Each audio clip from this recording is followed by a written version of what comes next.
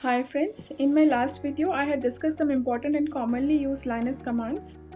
So now let's do some more commands which will help you deal with files and directories. If you are working with large files and try reading it using any text editor, then the complete file will load to main memory, and sometimes your text file can't even load if the file is too big. So today I will start with one more command to view a file, that is less command. It does not load the entire file, but loads it part by part, which makes it faster. So let's start with opening of MobaXterm terminal. Today also my current working directory is same, basic Linux directory. In my last video I had told you that cat command can be used to view file content, but it is good if the file size is not that big, or there are few lines in the files. But if the file is big, cat command will not help you because it will scroll very fast and you can't even see what's the content of file. So for example, if I see telomere.fasta with cat command and press enter, this will scroll very fast and you can't see the above lines in case of very big files. So to view this kind of big files, you just have to use less command and the file name which you want to view and press enter. Now if you see, this command will show you the file content line by line of some part of the file. You can just press down key and scroll down and see whatever the content is in the file. And here you can see you don't have the cursor over here. If you want to come out of less command, then you just press Q and then you will get the cursor over here. Next and very important aspect I will be covering in this video is to change file permission. Every file and directory in your Linux system has three permissions defined: for read, write and execute. The read permission gives you the authority to open and read a file, whereas write permission gives you the authority to modify the contents of file. And execute permission helps you to work on executable programs such as shell script and Perl script you need to run in Linux command prompt. You cannot run a program unless the execute permission is set to that particular file. And to see permissions attached to your file, just add -l option with ls command. So you just have to type ls-l. Now this will list the content of this current working directory with the information, with the complete information of all the files.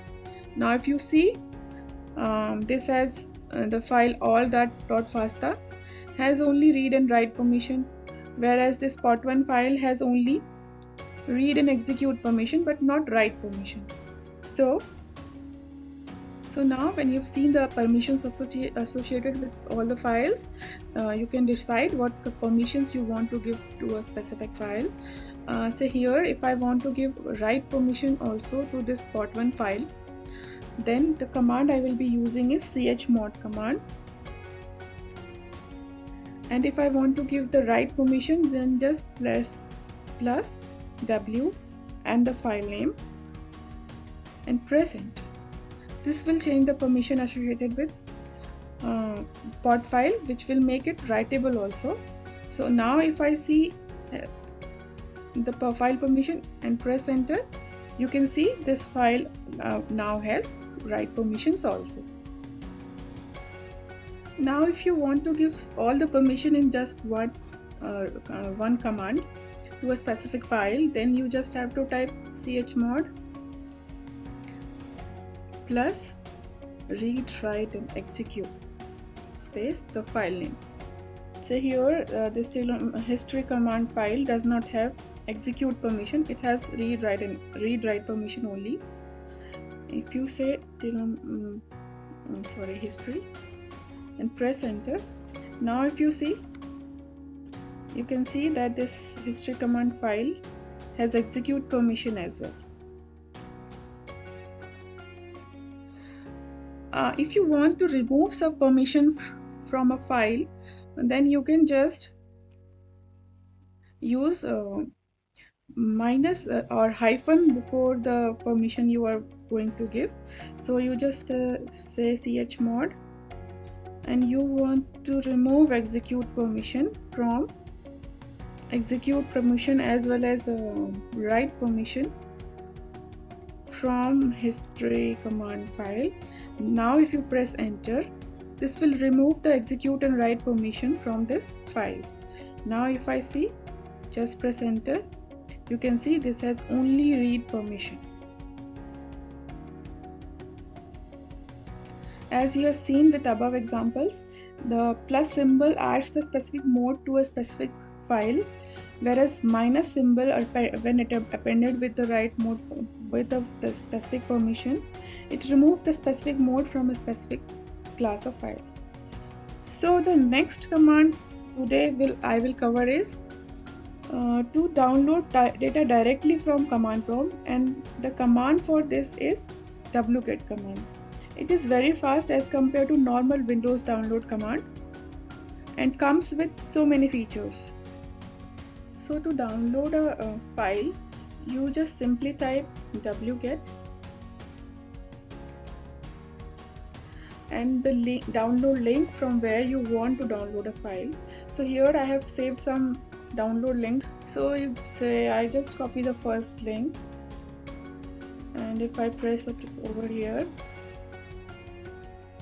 and press enter, then you will see that this will start the download automatically. I'm downloading the SAMtool software. You can see this is very fast. Now you must be wondering that from where this download link you will get. So let's say you want to download this from internet. So just copy it. I will tell you how to search.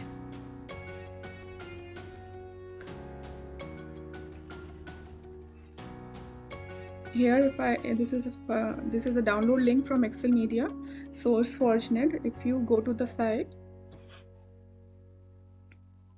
here if you see SAMtools is available, you click on this. These are all versions. I will go for latest one.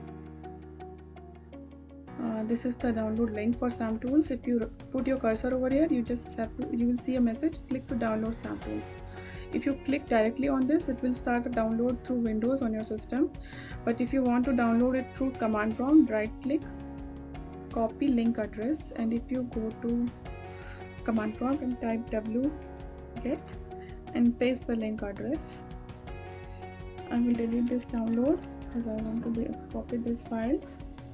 Download this file, and if you press enter, then this will start the download. This is very simple. You can get any download link from the internet or websites, and just copy the download link, and you can just add it with wget command.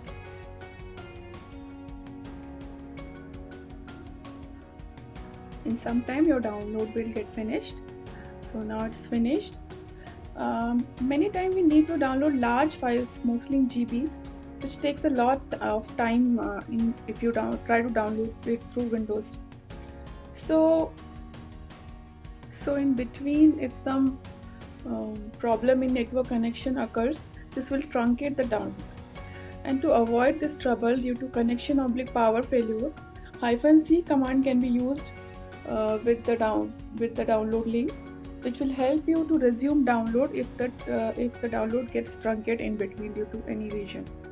So you just have to type wget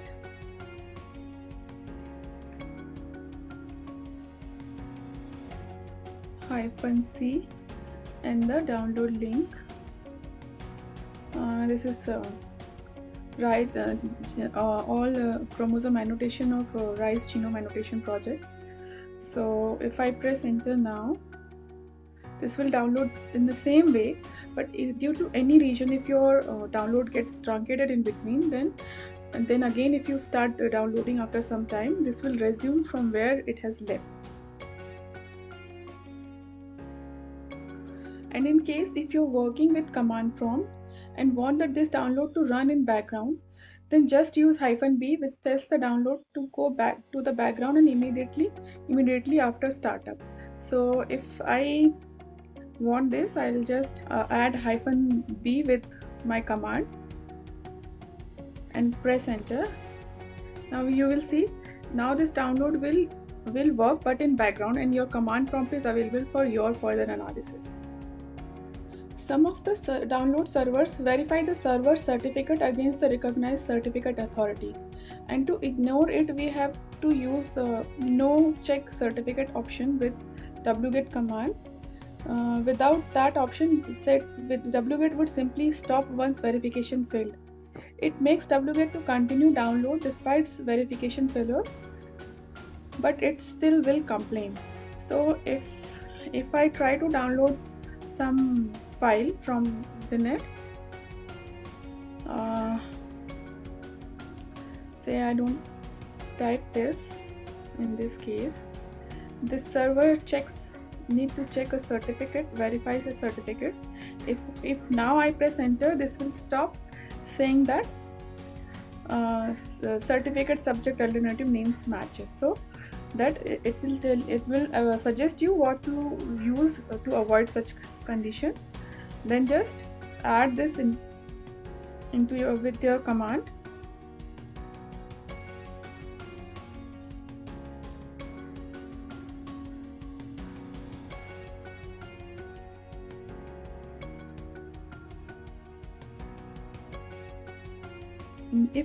If you press, it will start the download, although still it will complain that certificate has not matched.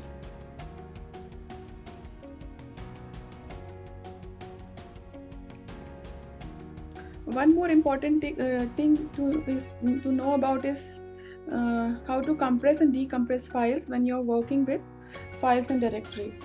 So to compress, here I have a directory named sequences.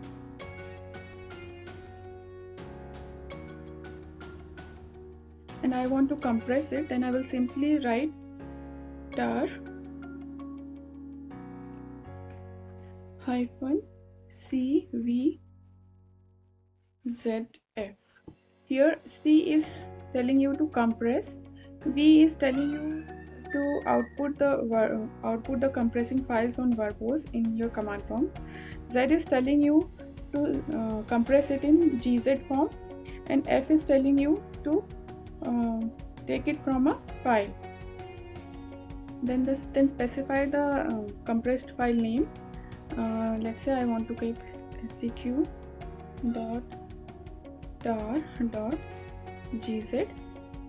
and the folder which I want to compress. And if I press enter, this will compress and create this tar folder over here. Because I have used this verbose option, it is showing what all files it is compressing. And to decompress some compressed file, you just have to type tar. Say in this case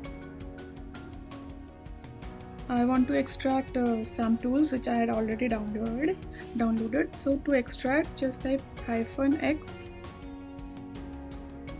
then you are extracting a file, specify F and then the file name and press enter. This will extract the file. If you see, the file is extracted here. Now if you want to see what all file it is extracting, you just type -v in between and press enter. Say I'll change this samtools 113 and press enter. Now this will show the list of files it is extracting from this compressed folder on your command prompt.